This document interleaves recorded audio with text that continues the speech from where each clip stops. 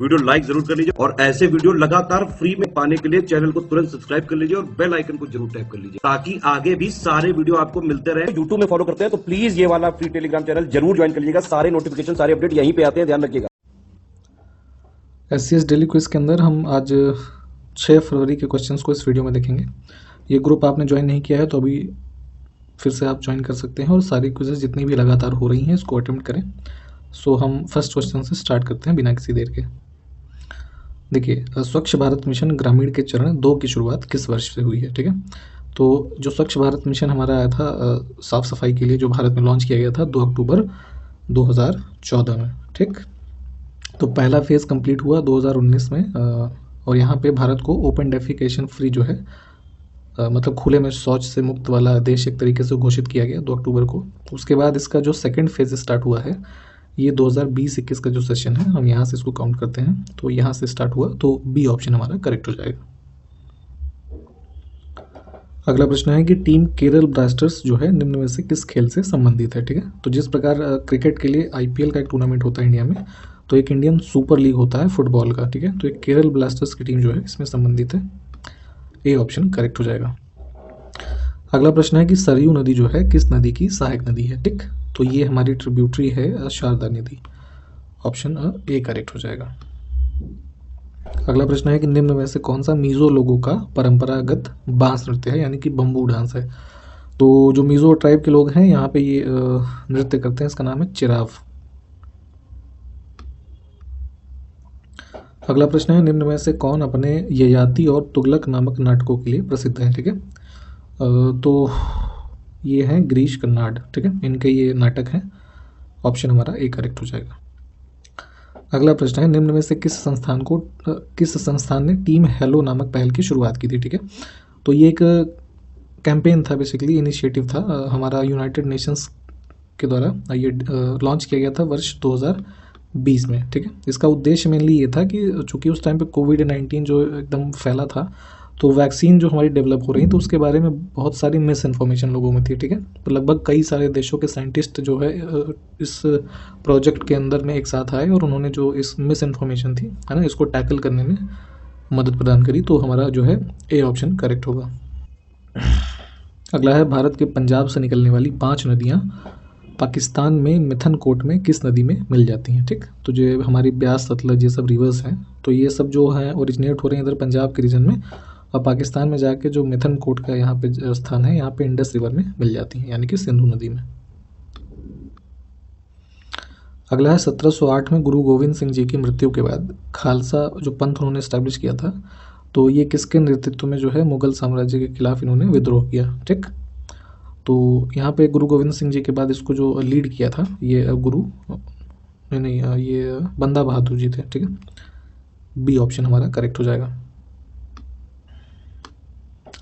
अगला प्रश्न है कि त्वेसा मलिक इनमें से किस खेल से संबंधित एक भारतीय खिलाड़ी है? ठीक है, तो ये गोल्फ से संबंधित है, ए ऑप्शन हमारा करेक्ट हो जाएगा। अगला प्रश्न है कि निम्न में से कौन सा विकल्प मौर्य साम्राज्य के शासकों के सही कालानुक्रमिक क्रम को दर्शाता है? ठीक है, तो जो मौर्यन रूलर्स थे हमारे, है ना, तो मौर्य एम्पायर के अंदर अगर हम उनका करेक्ट जो क्रोनोलॉजी देखें तो ये हो जाएगा हमारा ऑप्शन इसमें बी वाला। ठीक, चंद्रगुप्त, फिर बिंदुसार, फिर अशोक और फिर बृहद्रथ। ठीक है, बाद में बृहद्रथ यहाँ पे के बाद जो है पुष्यमित्र शुंग की ने हत्या की और फिर शुंग डायनेस्टी जो है इसकी इस्टेब्लिशमेंट हुई। अगला प्रश्न है कि ला लीगा खिताब निम्न में से किस खेल से संबंधित है? ठीक है, तो एक ये स्पोर्ट्स इवेंट है ला लीगा, क्रिकेट फुटबॉल का। अगला है मानव शरीर में बाल, नाखून और त्वचा की ऊपरी परत बनाने वाला प्रमुख पदार्थ कौन सा है? ठीक, तो जो हमारे हेयर्स हैं, नेल्स हैं और एपिडर्मिस जो है हमारी स्किन की लेयर, तो यहाँ पे जो सबसे हमारा मुख्य पदार्थ है इनको बनाने वाला ये है केराटिन, है ना, एक प्रकार का प्रोटीन है ये, तो ऑप्शन हमारा ए करेक्ट हो जाएगा। अगला है कि अंतिम मुगल सम्राट बहादुर शाह जफर को किस वर्ष में अंग्रेजों द्वारा रंगून जेल में कैद कर दिया गया था? ठीक है, तो यहाँ पे म्यांमार के रंगून जेल में इनको कैद किया गया मुगल बादशाह जो थे बहादुर शाह जफर 1857 की क्रांति के बाद 1858 में। अगला है निम्न में से किसे मापने के लिए स्फिग्मोमैनोमीटर का उपयोग किया जाता है। ठीक है, तो ये एक बेसिकली जो हमारा आपने देखा होगा ऐसे मशीन होती है ना, वो पंप करने वाला एक पाइप लगा होता है उसमें, तो ये होता है हमारा बीपी नापने का मीटर। ठीक, अगला है ट्रांसजेंडर व्यक्ति अधिकारों का संरक्षण अधिनियम 2019 कब लागू हुआ। ठीक है, तो ट्रांसजेंडर पर्सन जो होते हैं उनके प्रोटेक्शन के लिए यहाँ पे एक्ट पास किया गया था इंडियन पार्लियामेंट के द्वारा वर्ष 2019 में। ठीक, और ये जो इन्फोर्समेंट में आया है ये जनवरी 2020 से आया है। ठीक, तो ए ऑप्शन करेक्ट हो जाएगा। अगला प्रश्न है कि कश्मीर अनटोल्ड स्टोरी डिसक्लासिफाइड है ना, डीक्लासिफाइड है ना, ये पुस्तक किसने लिखी है। तो कुछ कश्मीरियन इशूज़ के ऊपर ये पुस्तक लिखी गई थी। इसमें 2 राइटर्स हैं, इकबाल चंद्र मल्होत्रा और मारूफ रज़ा। तो ऑप्शन हम जो है ए को चूज़ करेंगे।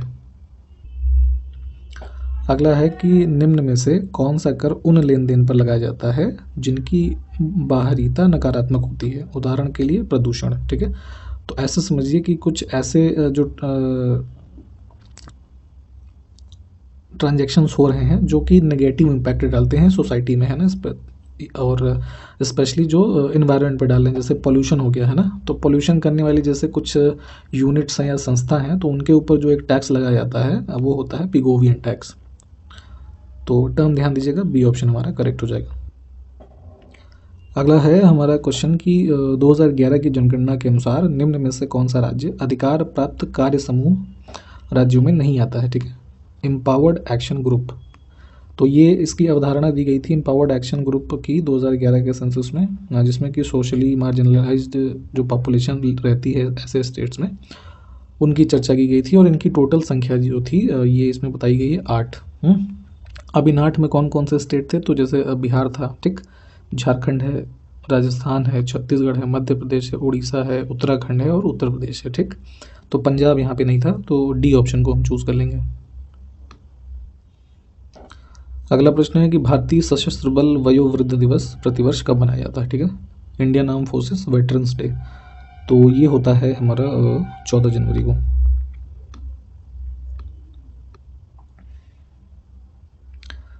निम्नलिखित में किस रसायन का उपयोग कृत्रिम वर्षा यानी कि क्लाउड सीडिंग के लिए किया जाता है। ठीक है, तो किसी भी पर्टिकुलर एरिया में अगर कोई कृत्रिम वर्षा करानी है यानी कि समय से पूर्व, है ना, आर्टिफिशियली रूप से, तो उसके थोड़े हाइट पे एटमॉस्फेयर में जाके जो है कह लीजिए एयरप्लेन से ही अगर हम एक ये केमिकल का एक तरीके से वहाँ पे छिड़काव करते हैं, है ना, तो ये केमिकल हमारा होता है सिल्वर आयोडाइड। ठीक, और ड्राई आइस का भी यूज़ कर सकते हैं, तो इससे जो है आर्टिफिशियल रेन के लिए जो क्लाउड सीडिंग हो जाएगी, बादलों का संघनन हो जाएगा और वर्षा हो जाएगी। तो यहाँ पे सी ऑप्शन जो है इसको चूज़ करेंगे। अगला है निम्न में से कौन सा शब्द कर्नाटक पठार के पहाड़ी भागों को दर्शाता है। ठीक है, तो जो हिली पार्ट्स हैं हमारे कर्नाटका प्लेट्यू के, उनको मालनाड के नाम से जाना जाता है। निम्न में से कौन सा राज्य नृत्य नाटक लोक रंगमंच जिसका नाम है यक्षगान से जुड़ा हुआ है। ठीक है, तो एक ड्रामा फोक थिएटर है यक्षगान, ये होता है कर्नाटक में।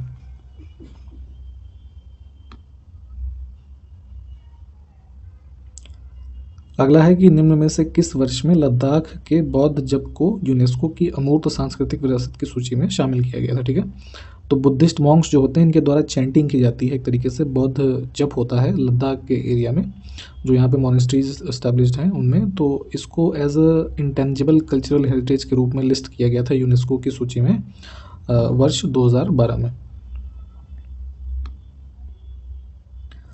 अगला प्रश्न देखिए कि विनिमय नियंत्रण के लिए वैधानिक शक्ति भारतीय रिजर्व बैंक को इनमें से किस वर्ष के विदेशी मुद्रा विनियमन अधिनियम द्वारा प्रदान की गई थी, जिसके बाद में एक अधिक व्यापक विदेशी मुद्रा विनियमन अधिनियम 1973 द्वारा इसको प्रतिस्थापित किया गया। ठीक है, तो बेसिकली हमारा एक फॉरेन एक्सचेंज रेगुलेशन एक्ट था जो कि लॉन्च किया गया था 1947 में। ठीक है, तो जिसमें स्टैट्यूटरी पावर्स थी जो फॉरेन एक्सचेंज कंट्रोल के लिए आरबीआई को, तो उसके बाद इसको जो रिप्लेस किया गया है, थोड़े उसमें प्रोविजंस और स्ट्रॉन्ग कर दिए गए हैं, तो ये 1973 में हो गया हमारा। ठीक है, तो 1947 वाला जो था इसको यहाँ पे रिप्लेस किया गया 73 के एक्ट से।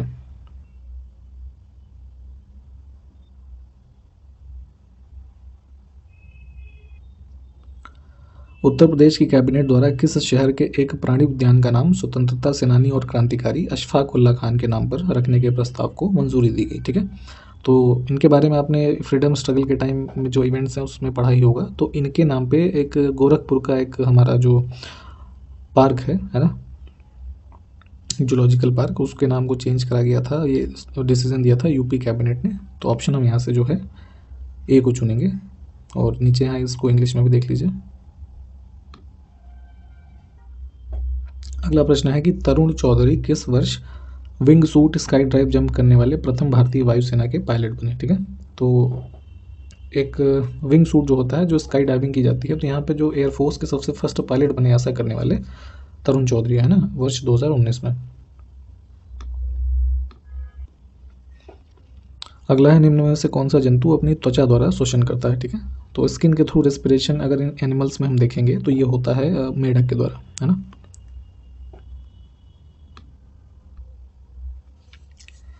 अगला प्रश्न है कि होजे नक्कल जलप्रपात जो है किस राज्य में स्थित है? तो ये वाटरफॉल्स है तमिलनाडु में, कावेरी नदी पे।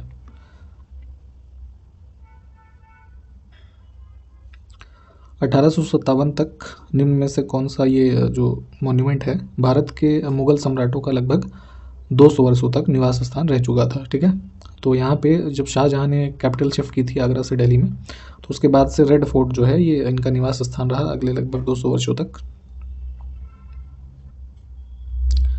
अगला है भारत सरकार द्वारा पेंशन भोगियों के लिए शुरू की गई एक बायोमेट्रिक सक्षम डिजिटल सेवा निम्न में से कौन सी है? ठीक है, तो जो हमारे एल्डर पर्सन्स हैं तो इनके लिए ये पेंशन की स्कीम जो बायोमेट्रिक इनेबल्ड है, ताकि उनका वेरिफिकेशन ठीक से हो सके और इजी एक्सेस हो इन सब प्रोसेस का। तो इसके लिए हमारी स्कीम एक लॉन्च की गई थी यहाँ पे।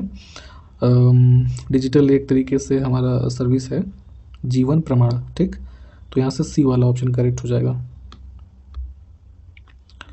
निम्न में से कौन सी धातु ऐसी है जो सर्वाधिक अभिक्रियाशील है, यानी मोस्ट रिएक्टिव है? तो अगर हम इनमें से देखें तो हमारा जो पोटेशियम होता है ये सबसे ज़्यादा रिएक्टिव मटेरियल होगा इसमें, तो ए ऑप्शन को चुन लेंगे। अगला है कि महानदी जो रिवर है हमारी, इसके बारे में कौन सा कथन गलत है? ठीक, तो अब देखें यहाँ पे बी ऑप्शन हमारा गलत हो जाएगा।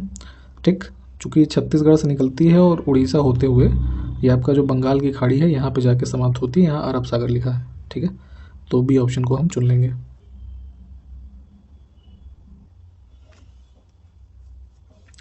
अगला है आईसीसी अंडर 19 विश्व कप 2022 किस देश में आयोजित किया गया? ठीक है, तो अंडर 19 प्लेयर्स के लिए जो आईसीसी का वर्ल्ड कप होता है क्रिकेट का, ये अभी आयोजन हुआ इसका वेस्ट इंडीज़ में। ठीक, अब चूंकि यहाँ ऑप्शन में दिया नहीं है तो ई ऑप्शन को हम चुनेंगे यहाँ से।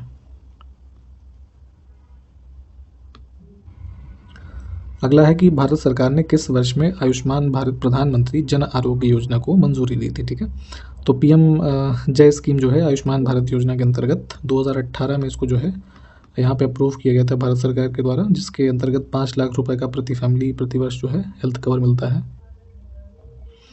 भारतीय जीवन बीमा निगम अधिनियम संसद द्वारा किस वर्ष में पारित किया गया था? ठीक है, तो जो LIC एक्ट है हमारा ये पास हुआ था 1956 में। निम्न में से किस राज्य में भोरम देव मंदिर स्थित है, जहां प्रत्येक वर्ष मार्च के अंतिम सप्ताह में भोरम देव महोत्सव भी मनाया जाता है? ठीक है, तो ये मार्च में मनाया जाता है भोरम देव फेस्टिवल छत्तीसगढ़ के अंदर। ठीक,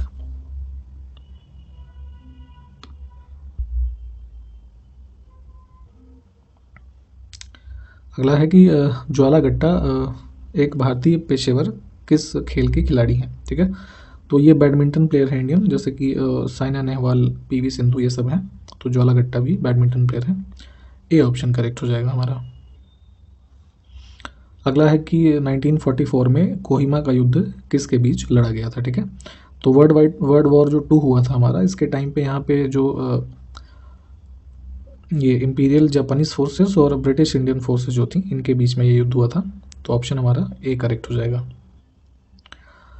अगला देखें कि स्प्रिंग टाइड के संबंध में निम्न में से कौन सा कथन सत्य नहीं है? ठीक है, तो जो हमारी ये टाइड्स आती हैं स्प्रिंग टाइड्स, तो अगर हम देखें तो ये जो हमारे ज्वार या टाइड्स होते हैं पूर्णिमा के दिनों में आते हैं।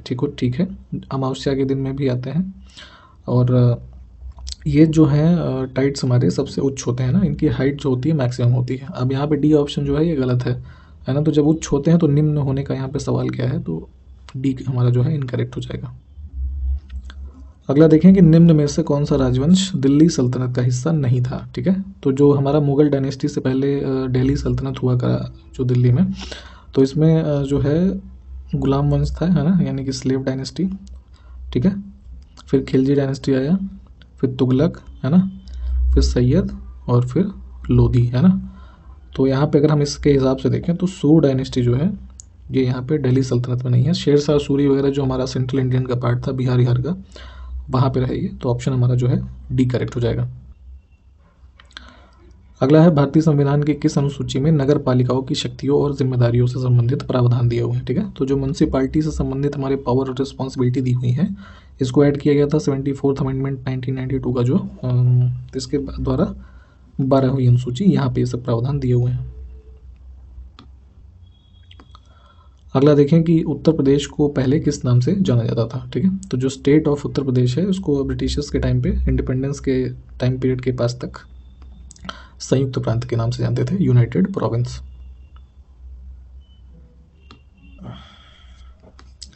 अगला है भारतीय संविधान की 11वीं अनुसूची में कितने कार्यात्मक मद रखे गए हैं। ठीक है, तो जो हमारा 11th शेड्यूल है, ऐड किया गया इसको 73rd अमेंडमेंट 1992 के द्वारा। ठीक, तो इसमें पंचायत से संबंधित प्रावधान है और इसमें जो हमारे आइटम्स हैं या फिर विषय वस्तु है कह लीजिए, इनकी संख्या है 29। अगला देखिए कि बाबर ने इब्राहिम लोदी को हराया और किस वर्ष में दिल्ली और आगरा पर कब्जा किया। ठीक, तो पानीपत का प्रथम युद्ध हुआ हमारा 1526 में। ठीक, जिसमें बाबर और इब्राहिम लोदी के बीच हुआ और इब्राहिम लोदी को हरा करके जो दिल्ली और आगरा के क्षेत्रों पे बाबर ने यहाँ पे कंट्रोल किया और इसी के बाद से जो मुगल डायनेस्टी है वो इंडिया में स्टार्ट होती है। अगला देखिए कि भारतीय संविधान के संदर्भ में राजस्व उद्देश्यों के लिए सर्वेक्षण किस लिस्ट का विषय वस्तु है। ठीक है, तो जो हमारा रेवेन्यू के पर्पजेस से जो सर्वे हो सकता है, ये सब्जेक्ट मैटर हमारा मेंशन्ड है स्टेट लिस्ट में। तो ये ऑप्शन को चुनेंगे हम। अगला है केंद्रीय लोक सेवा आयोग की स्थापना किस वर्ष में की गई थी। ठीक है, तो इसको सेंट्रल पब्लिक सर्विस कमीशन के नाम से भी जानते थे, CPSC के नाम से, और इसकी स्थापना हुई 1926 में for the purposes of all India and higher services. तो यहाँ से डी जो है इसको चुनेंगे।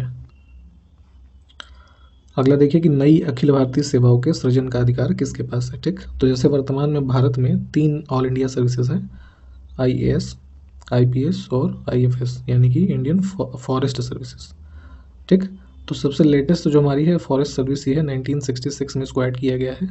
और नई ऑल इंडिया सर्विस को क्रिएट करने का अधिकार जो है हमारी संसद के पास है। ठीक, और किसी भी नई ऑल इंडिया सर्विस को अगर मान लीजिए बनाना है तो ऐसा रेजोल्यूशन जो हमारा संसद में प्रस्तुत हो सकता है, वो जो अपर हाउस है यानी कि राज्यसभा, ठीक, उसमें ही हो सकता है। ये विशेष रूप से ध्यान दीजिएगा। अगला है निम्नलिखित कारकों में से कौन सा कारक परिहृद धमनी रोग का खतरा बढ़ाता है। ठीक है, तो जो आपकी कोरोनरी आर्टरी होती है उसमें एक तरीके से उसको डिजीज़ से इन्फेक्ट करता है, तो यहाँ पे इसका कारण हो जाता है हमारा तनाव। ठीक है, स्ट्रेस अगर आप बहुत ज़्यादा लेंगे तो कोरोनरी आर्टरी में आपकी डिजीज़ हो सकती है और हृदय घात वगैरह भी हो सकता है यहाँ से। तो बिना तनाव लेते हुए बढ़िया से पढ़ाई लिखाई करते रहिए और इस वीडियो को यहीं पे समाप्त करेंगे। अगले वीडियो मिलते हैं आपसे। नमस्कार, जय हिंद।